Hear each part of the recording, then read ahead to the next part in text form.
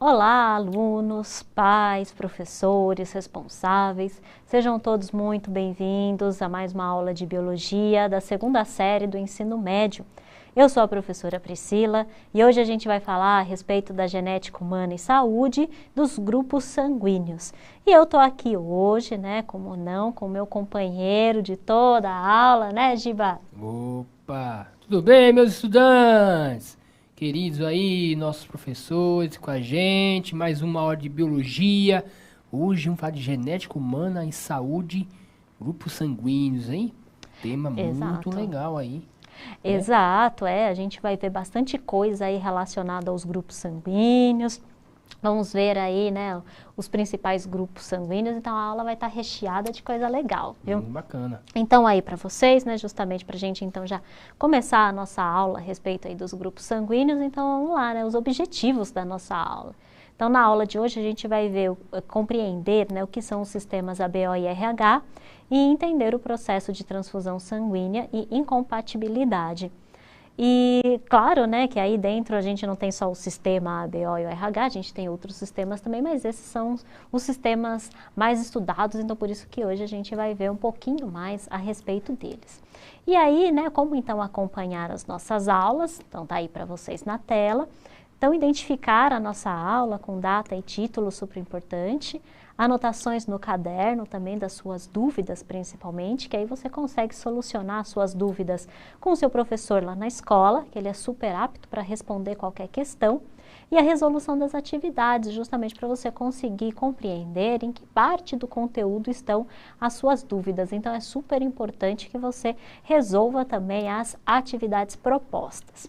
E aí, né, o que nós vamos então aprender hoje? Então, né, como a gente já viu lá nos objetivos da nossa aula, a gente vai ver aí um pouquinho a respeito dos sistemas ABO e o RH e vamos ver um pouquinho sobre transfusão sanguínea e incompatibilidade, né? E claro, a gente também vai ter aí um exercício aí no meio, né, para vocês então compreenderem como que a gente resolve exercícios quando estão envolvidos os grupos sanguíneos, né? E aí, para a gente então começar a nossa aula, interaçãozinha, né, Giba? Muito Aí, bacana, assim, super legal, né? sempre bom.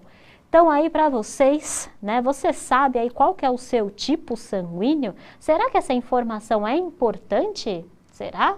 Um minutinho e a gente já volta.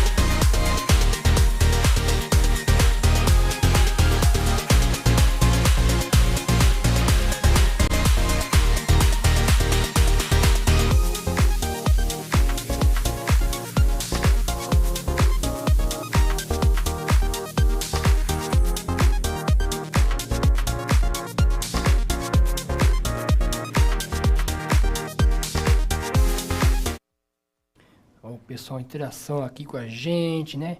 Boa tarde para todo mundo aí com a gente aí. Os alunos do segundo ano aqui da escola Temudo Lessa, de Jandira com a gente. Professora Dulce Esmeralda também com a gente aqui. Pessoal de Sorocaba. Olha lá, o positivo, né? A professora Yolanda falou positivo. O sangue dela, no caso, né? O professor Marcelo, né? O negativo, né? Sim, é muito importante, né? Saber o tipo sanguíneo, né? Professor Luiz também, sim, é importante, caso você precise de uma transfusão. Olha, legal. Aí, professora Fernanda também, boa tarde pra gente. Professor Luzana falando, né, a questão da tipo sanguíneo, né? Aí falou aqui, professor Donizete AB, acho que colocou, acho que é RH positivo, né? Tem RH positivo, né? Sim. Tem a ver, né? Professora Stephanie A positivo, pode ajudar no caso de doação de sangue, ela comentou, né? Que acho que é isso aí, também tem a ver. Uhum. Tem a Vitória do primeiro A também, falando com a gente aqui, né? Sim. Professora Silvana, sim. A positivo é muito importante. Professora Flávia, sim. A positivo. Professora Simone, O positivo. O pessoal aqui da William Rodrigues, Reboá, aí, a P de Reboá aí, com a gente também, participando, sim. Só Silmar, A positivo, né? Portanto, pessoal dos alunos aí participando. Professor Ali, né? Os alunos também da Escola Estadual Francisco Molina com a gente, né? Escola Renato Arruda, né? Então aí, o pessoal comentou, A positivo, né? Tem muito A positivo aqui, né? Uhum. Tem AB, um sangue AB, O negativo. Legal aí, pessoal aí participando com a gente aí. Ah, bacana, então, a interação de vocês sempre muito importante, muito obrigada aí pelas respostas.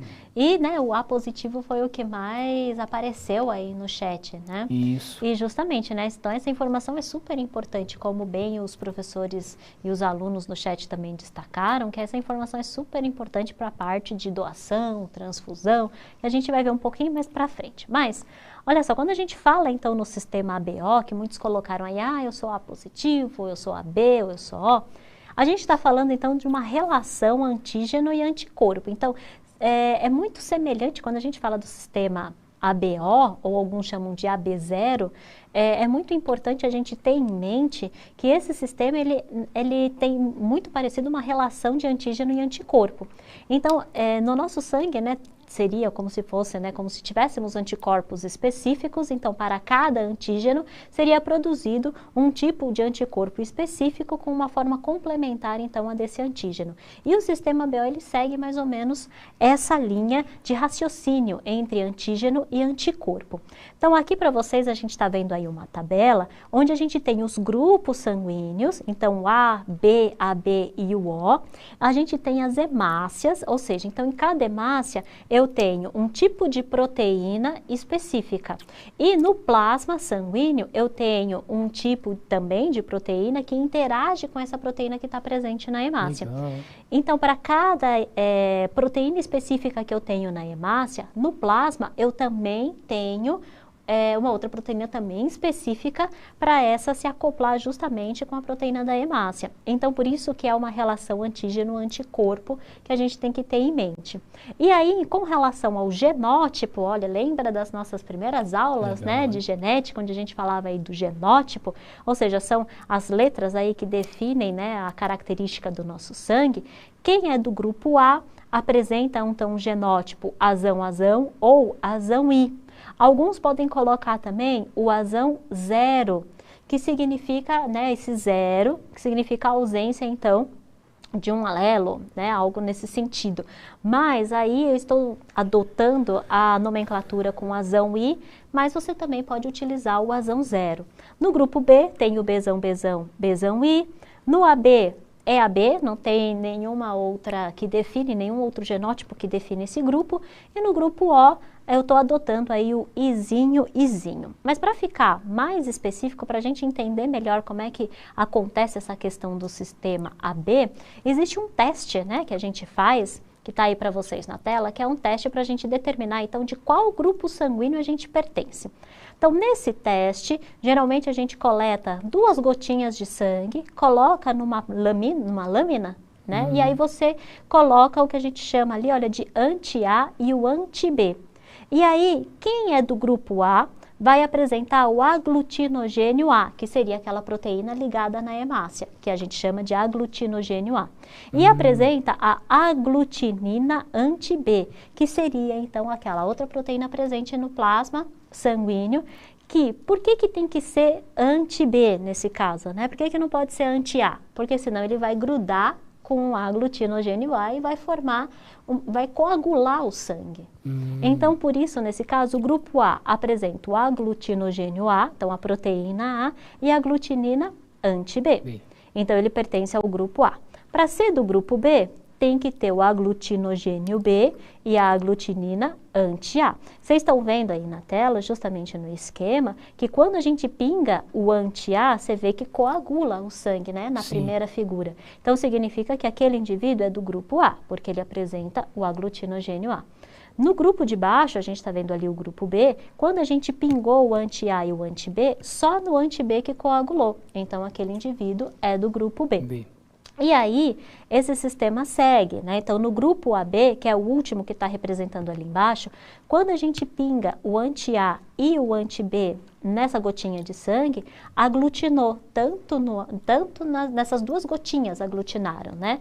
Então, significa que ele tem os dois aglutinogênios, ele tem o aglutinogênio A e o aglutinogênio B. E aí, nesse caso, ele não pode apresentar a aglutinina, porque senão o sangue dele iria se coagular.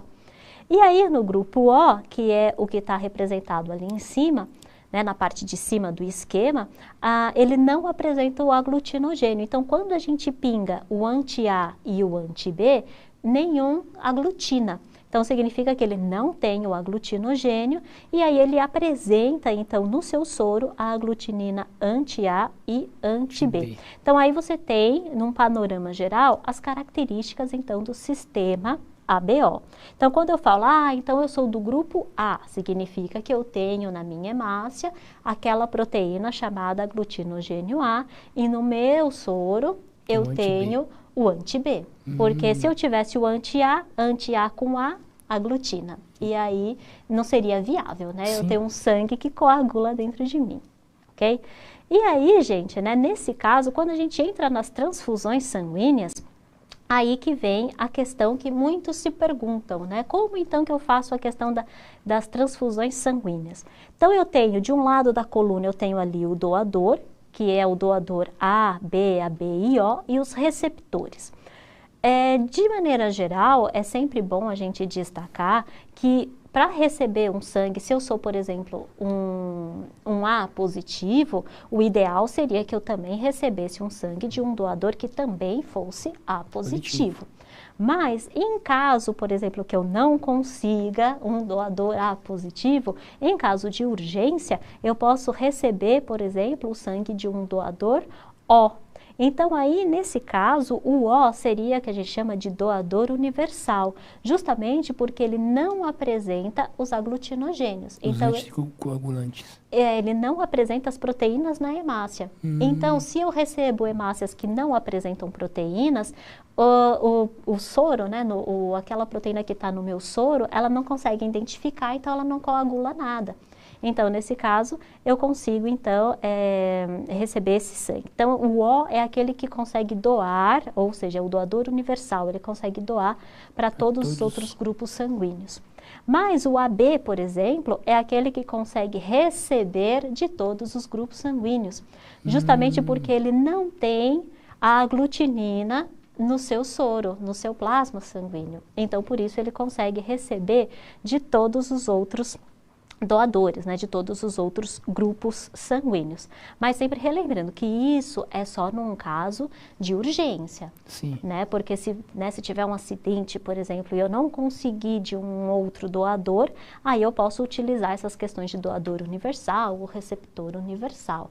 Por isso que é um problema enorme, né, quando tem acidentes, né, de conseguir sangue aí, ver a pessoa da família, se tem, né? Exatamente. Sempre procura aí de um doador, né?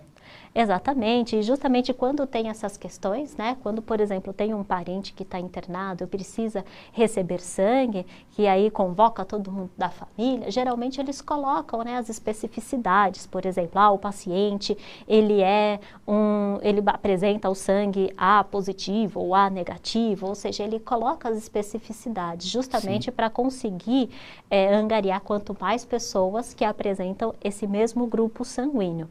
Legal, e aí, justamente para ele conseguir, então, receber o sangue de um doador que seja completamente compatível a ele. Aí, só num caso que tenha um acidente, que tenha várias vítimas, e aí, em caso de falta de um determinado sangue, aí sim se utiliza dos doadores universais aí nesse caso. Seria o O, né? Que seria o O. Exatamente. Nossa, excelente explicação, muito bacana aí. Doador universal, né? Com a ausência do fator RH. O pessoal fala aqui, ótima aula, tô adorando. O pessoal tá... Ai, que ótimo, tô adorando essa explicação. Legal. Sempre impecável, né? A professora vai lá, né? Impecável, adoro a pessoa de biologia aqui com a gente. É isso aí. Gente, legal. Muito obrigado pelo carinho de vocês. É sempre muito importante a interação aqui no chat e a gente ter também esse feedback para saber se a gente está conseguindo passar direitinho. E Então, é uma muito tipo de legal. explicação que não é uma coisa assim, faz não. Você vê que você, né, certinho, você tem que saber explicar ali o doador, o receptor, né? Como que acontece, esse aqui recebe para esse, mas não pode doar. Quer dizer, você É, tem que saber é, bem ali com o que você está lidando, né? Porque senão, se você fizer alguma coisa ó, alterada, aí você altera todo, vai alterar. né, Pode causar até uma toda a morte, né? questão. Ah, com certeza, né? Com certeza. E aí sempre tem claro na nossa cabeça que a questão de transfusão sanguínea é sempre uma questão de relação antígeno-anticorpo. Então, se você conseguir ter isso na sua mente, de que é uma relação antígeno-anticorpo, então o que eu tenho na minha proteína, que eu tenho na hemácia, né? A proteína que eu tenho na hemácia e aquilo que eu tenho no plasma, eles não podem se encaixar, não pode ser uma relação específica entre eles. Sim. Porque se eles se encaixam, aglutina. Então, no nosso corpo, eles não podem se encaixar nesse caso, senão aglutina. E aí, gente, olha só, né? Agora, se a gente sabe aí um pouquinho a respeito, né, do sistema de maneira geral, como que acontece, a gente viu o genótipo e tudo mais, vamos pensar num exercício. Então, tá aqui um exercício para vocês. Olha só, eu tenho uma mulher que ela é do grupo A. E ela é casada com um homem também do grupo A. E tem uma criança do grupo O. Só que o marido, ele acusa um outro indivíduo do grupo AB de ser o pai da criança. Olha a confusão que deu, né? Isso vai dar ratinho, bicho. Bicho.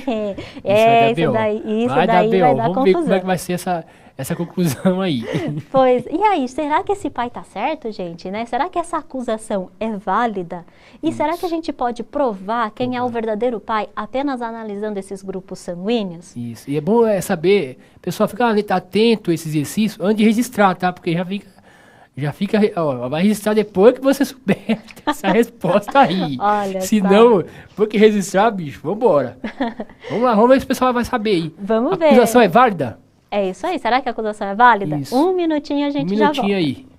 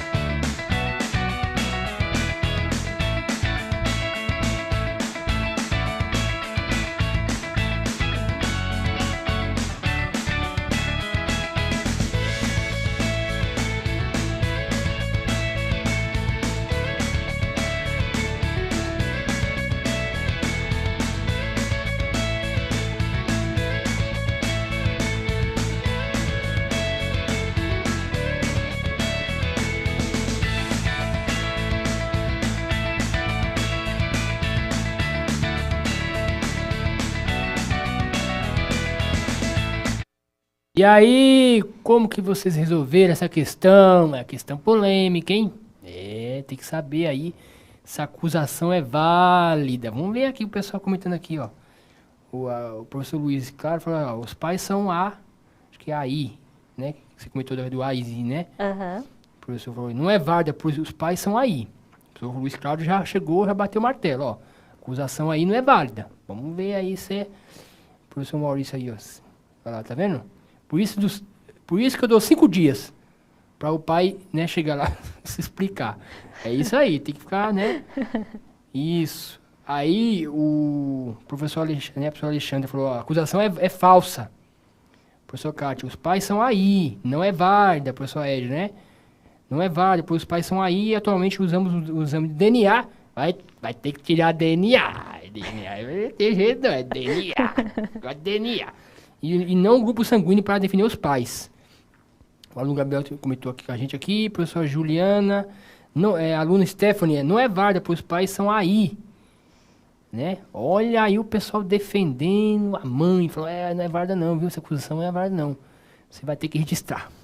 Tem jeito. Então vamos ver, né? Vamos ver se justamente, será que essa acusação é válida ou não, né? Então vamos pensar então. Olha só, gente, aí para vocês a resolução na tela. Então, peraí, deixa eu ligar aqui a lousa. Vamos lá então. Então, olha só, a gente tem aí os genótipos paternos, né? Então, aqui eu tenho o pai, que eu coloquei que ele é A alguma coisa, e aqui eu tenho a mãe, que ela é A alguma coisa. Olha, lembra das aulas de heredograma, tá? Montei, então, um heredograma aí para vocês. O filho, ele é II. Então, se ele é II, um veio aqui da mãe e o outro veio do pai. O possível pai que o homem lá está acusando, ele é AB. AB não dá para ele ter um filho I, porque ele não tem esse alelo para transmitir para o seu filho. Então, essa acusação, ela não é válida. O AB escapou. O AB escapou, exato. Quase que ele assina embaixo um pouquinho, sabe? Por isso que é bom, pessoal, vamos saber genética aí, né? Exatamente. Algumas acusações não são válidas. Exato, né? Então ele não tem nem a possibilidade de ser o pai dessa criança, justamente porque ele não tem esse alelo I, que é necessário para que o filho seja O. Então, nesse caso, essa acusação não é válida. E aí, será que só isso basta, né? E aí, como a gente estava vendo, né? Como a professora bem ressaltou, só isso não basta. Só a questão do grupo sanguíneo não basta. Então, o que a gente precisa fazer? O teste de paternidade, DNA. Teste de ratinho, DNA. Eu gosto de DNA. É isso aí. Então, aí, para a gente, né, completar a questão, a prova, né, de paternidade viria, então, com um teste de DNA. Só que aí, gente, né, não existe só o sistema AB, como a gente estava falando anteriormente. Também tem o que a gente chama de sistema RH. E aí, muita gente fala, eu sou A positivo, ou eu sou A negativo, e assim por diante. Então, esse positivo e esse negativo vem justamente do sistema RH. Então, aqueles que são portadores do antígeno RH são considerados RH positivos. E aqueles que não são portadores, ou seja, não apresentam o antígeno RH nas suas hemácias, ele é RH negativo. E aí para vocês uma tabela justamente apresentando o genótipo de cada um deles, tanto do RH positivo quanto do RH negativo, a presença e ausência aí do fator RH e se tem, né, no plasma algum anticorpo ou não, e aí para vocês então a tabelinha a respeito do sistema RH, que também pessoal, é super importante. Justamente é super importante esse sistema RH, porque a gente tem uma doença que a gente chama de eritroblastose fetal. E aí é super importante você saber qual que é esse fator, né, se é positivo ou negativo, justamente por causa dessa doença. Então vamos supor uma seguinte situação. Uma mulher que é RH negativa, ela se casa com um homem RH positivo e ela tem o seu primeiro filho, e o seu primeiro filho, ele é que nem, por exemplo, o pai que é RH positivo. Então, nesse caso, as hemácias do filho, que apresentam então esse fator RH, eles induzem a produção de anticorpos anti-RH pela mãe. Isso porque a mãe, RH negativo, não apresenta esse antígeno, né? Não apresenta esse fator. Ela foi sensibilizada, pode ser? Exato, ela foi sensibilizada. Perfeito, Giba. Olha, tá entendido, tá entendido. Então, nesse caso, ela foi sensibilizada, assim, e ela vê esse fator RH como algo estranho no corpo dela. Então, aí ela começa a produzir esses anticorpos anti-RH. E aí, em uma segunda gravidez, se essa mulher vier a ter um segundo filho e esse filho também for RH negativo, os anticorpos da mãe começam a atacar as hemácias do filho. E aí é o que a gente chama de eritroblastose fetal. E aí, nesse caso, né, essa mulher precisaria, então, tomar como se fosse uma vacina, né, como se fosse uma injeção, que então elimina, que combate essa formação desses anticorpos que são induzidos aí pela mãe por causa de um filho com um fator RH diferente do dela. Por isso que é importante saber, né, qual é o do filho. Mas hoje em dia, né, professor, acho que com a questão da tecnologia, né, a criança já nasce, já tem o teste do pezinho e tal. Então, alguns dados importantes já saem direto no sistema deles, né? Perfeito, se é RH positivo, se é negativo, se a mãe foi sensibilizada. Então, isso mesmo, Giba, isso já é automático no sistema, né, esses dados, né?